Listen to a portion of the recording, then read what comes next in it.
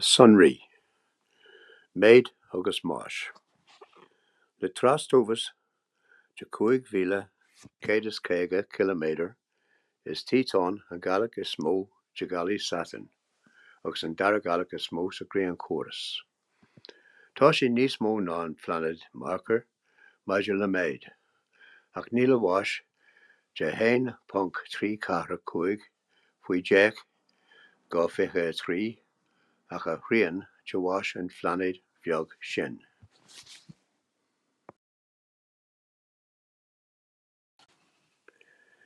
Fionn, Huygens, 6,150. Fionn an Gaelic Tíotán ar an 5 lá agus 5 máirte 6,150 leis an réaltóirí Olnach Christian Huygens. Bhí sé breathnú ar fáinne Saturn tríd an telescóp nua a rinn sé hain nuair a thug sé faoi deara goró réad geal ag fichiisiú an phlánéid agus thug sé an tainneam Tíotán don Gaelic nua-fáilte. Ba funk solis congracht Saturn lansom an ólis faoi an Gaelic seo go ceann 300 go leith bliain eile. Gaelic faoi scamel.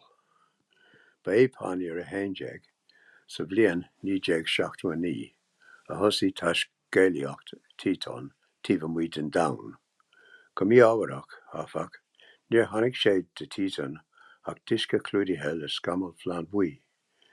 Bhí níos mó leis an mission cosine Huygens sa tréimhse 2004 go dtí 2017.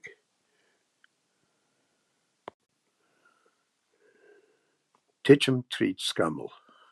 Cuireadh cosine I bhíthis timpeall ar hatan agus scialú an men taiscéalaí Huygens is saor titim tríd scamel tuamha an atmosfér síos go dtí an talamh rian Tíotán. Titim tríd scamel. De bharr an imtarrant híseal de Tíotán thug an turas tríd an atmosfér tuamh 2 uair go leith roimh teachta dír ar an dromchlá. Atmosfér. Sé Tíotán an tain Gaelic amháin a bhfuil atmosfér substantiúil aici, rud a chonaí a dromchlá ceilte óna réaltóirithe ar feabhád. Is sí nítrigin an gas is mó ar 9.8 faoi an gcéad agus tá an cuid is mó den fuel déanta de métán. De bharr go bhfuil brú a bhfuil 1 faoi an gcéad níos tréise ná an brú ar an domhan, is sé an tain rud neamhaí sa Gréan Chorus tíomh muid an domhan hain ar a bhfuil haimhneacha, lochanna agus farraige móra rialaithe le baisteach déanta ní déisce ach de métán.